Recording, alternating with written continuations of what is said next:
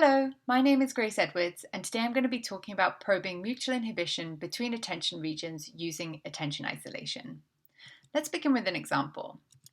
When we drive, we tend to fixate on the road ahead of us while spreading our attention around our visual field to be vigilant hazards.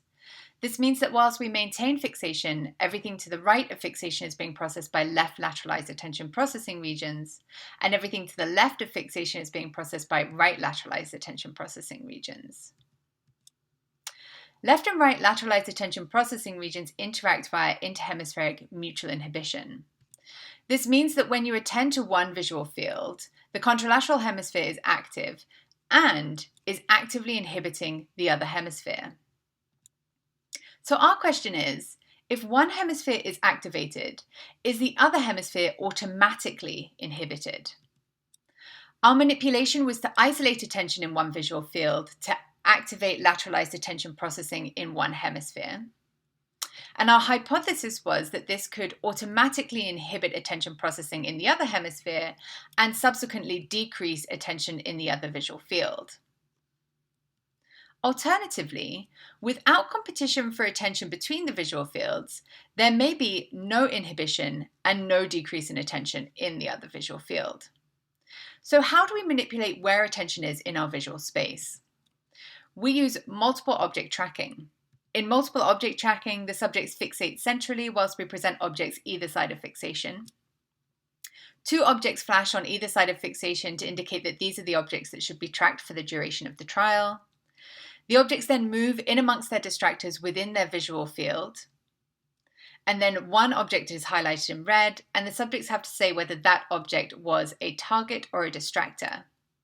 In this example, we're showing bilateral multiple object tracking, which means that targets are being tracked either side of fixation. But in unilateral multiple object tracking, the targets are only tracked in one side of visual space, ensuring that attention is only being pushed to one side of the visual field. Importantly, fixation is maintained using iLink 1000. Moving on to our procedure, we had a between subjects design with 14 subjects per group. We began by thresholding the speed of bilateral multiple object tracking for each subject to 75% correct. We then did a pre-test bilateral multiple object tracking to ensure that they were performing at 75% correct. We then split the subjects into one of three groups. In group 1, the subjects isolated their attention right using right unilateral multiple object tracking for 30 minutes. In group 2, the subjects isolated their attention left using left unilateral multiple object tracking for 30 minutes. And in group 3, our control group, we had no isolation and bilateral multiple object tracking for 30 minutes. Finally, the subjects did a post-test bilateral multiple object tracking for 10 minutes, and we could determine if their attention had changed from pre to post manipulation. Remember, our visual fields of interest are the unattended visual fields in both Group 1 and Group 2. According to the interhemispheric mutual inhibition hypothesis, there should be a decrease in attention in these unattended visual fields post-manipulation. Moving on to our results, I'm going to present the data by percentage change in multiple object tracking accuracy from pre to post-manipulation.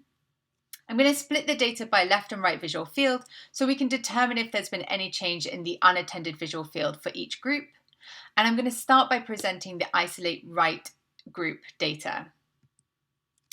So, surprisingly, what we see is that the performance was actually better in the unattended visual field, the left visual field. This goes in direct opposition to the interhemispheric mutual inhibition hypothesis, where we expected to see a decrease in attention in the unattended visual field. We found the same for group 2, isolate left, where it was the right unattended visual field that actually had a boost in attention. Importantly, these two unattended visual fields were significantly different from pre to post manipulation. And turning to our control group, we saw that there was no change in attention from before to after manipulation for either the left or the right visual field. For group 1, we found that the difference in the left visual field was significantly larger than the left visual field of control group 3. So what does this mean? Well, this means that attention in one visual field directly impacts attention in the other.